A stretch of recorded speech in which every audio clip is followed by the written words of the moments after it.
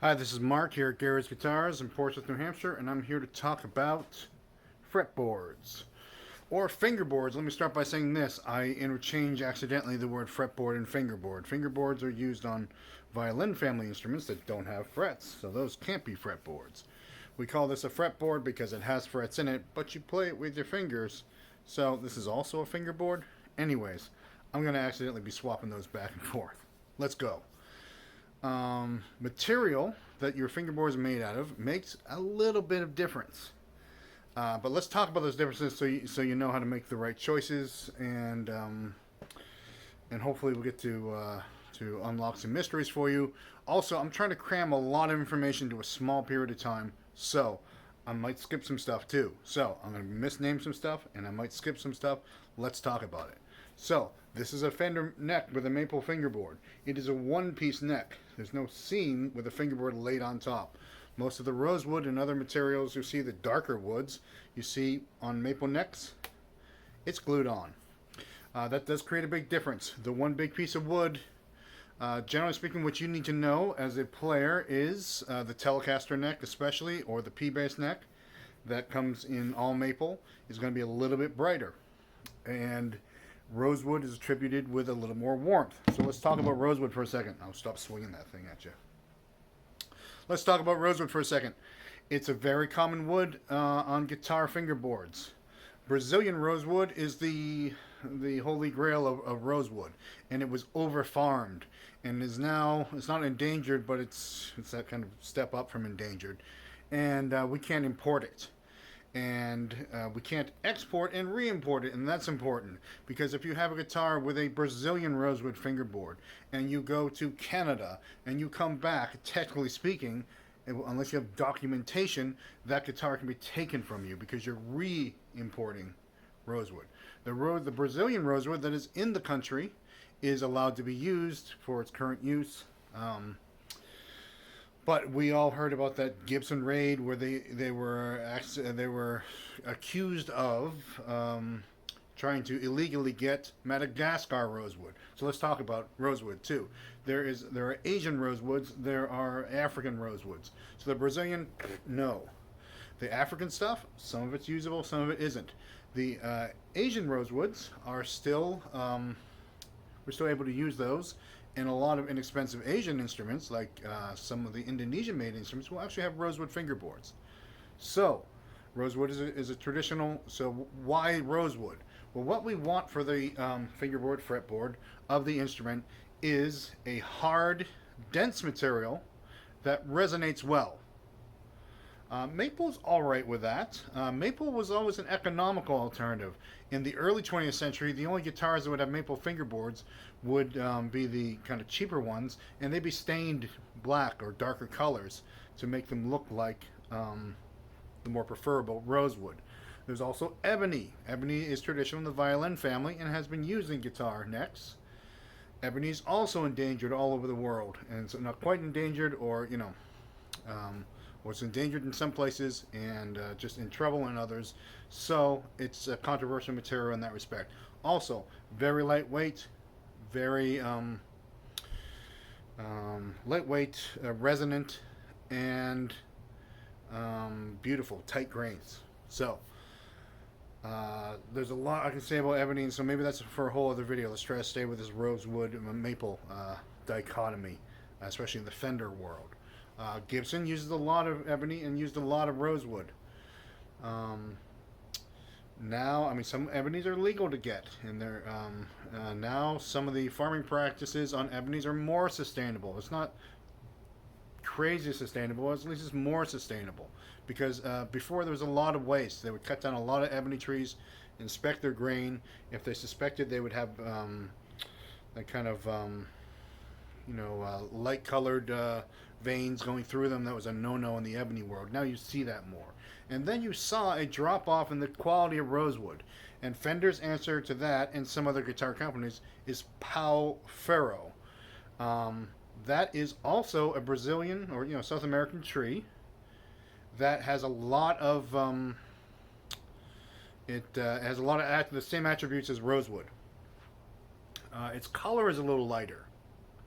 So it's you can really see that it's not rosewood, but it's pretty dense, lightweight, sounds good, looks good. Actually, looks the quality of the Pal Ferro you can get is better than the quality of the rosewood you can get. So even if you preferred rosewood, the Pal Ferro is what you can get in good quality. Lightweight, tight grain, nice looking grains. I'm pretty happy with the Pal Ferro stuff that I've been seeing, especially on the Fender instruments. So, let's talk about composite materials. Mostly, rich light, which is Bakelite, which is micarta, which is there's a lot of different names for this stuff. What it is it's paper products and sometimes canvas and paper products that are sublimated and dipped into resins, so epoxy based, epoxy kind of things, and they are then compressed into a a wood-like substance. So it's a wood that is not natural. So let's go back to our characteristics. What do we want in our fingerboards? We want them to be lightweight. We want them to be resonant, and we want them to have nice tight grain. So these will not have nice tight grain. They don't have grain. The resonance is different. However, they work remarkably well. I really, so their feel is exceptional because it's so perfect. Their feel is exceptional, and because they're so light and so hard, it makes up for not having grain, not having the kind of resonance that a grain will help generate. They do have kind of a, it's not even grain, but because it's like kind of paper and glue and it's stuffed together, they have a way of sending the tone around that I wouldn't call grain, because they're often made of ground up pieces of wood, paper, like I said, canvas. Like they all have their own weird recipe. This we can know as kind of the Bakelite of like radio dials before the war. It's a pre-petroleum plastic, and it does have a rightful place in instrument making. And I actually like their I actually liked the material, and I don't object to it. I know some people who'd object to me saying that. So, to sum up, difference between rosewood and maple. Maple's a little brighter. Rosewood tends to be warmer, but wild quality differences in the rosewood. You can get bad rosewood or lackluster rosewood. Therefore, Pal Ferro is now becoming a very important guitar making material because it can be gotten, and the quality. It's easier to get the quality of material you need. Composites are good sometimes if done well. Ebony is cool, but be respectful. Don't be an end user of an endangered product. So make sure it's ebony that does not come from Africa, or it doesn't come from endangered versions of the ebony tree. Is it species? And ebony's might be not species. Anyways, I'm obviously not a farmer. Yeah, make sure you're being sustainable as well.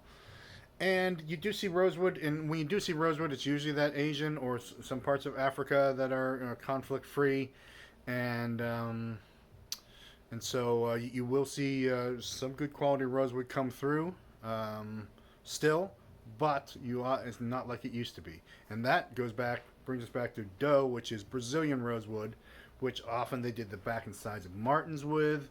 All in the 60s and 50s, all the rosewood came from Brazil. It was nearby the U.S. On the U.S. made guitars, it was nearby. It was the best quality, and then it became hard to get, and then it became protected. And there is, and so just today I was speaking to someone. I spoke to Woody, who spoke to someone on the phone, talking about selling a guitar to a guy in Australia. And it's a real concern that if you ship an instrument, first of all, if it has Brazilian rosewood, it can be impounded upon shipment. Two, if your customs officials suspect it of having Brazilian rosewood, it can be impounded. And we know that customs officials aren't necessarily expert in woods.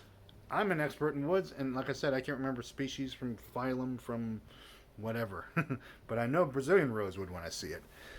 But a customs official might be like, this could be something. Let's kick it over here. And then who knows what kind of bureaucratic mess that opens up. So people are worried about traveling with their vintage guitars. And you may worry about traveling with your non-vintage guitar with rosewood because it can be mistaken for Brazilian rosewood. Whew. All right, we passed the 10-minute mark. Thank you for hanging in with me there. Glad I got to talk about that fingerboard stuff. Like I said, there's more stuff to be talked about, but that should be a little background. And thanks for watching. Check out the other videos on YouTube and like us on all the social media that exists while you're watching this, like Facebook and Instagram. And thanks for watching.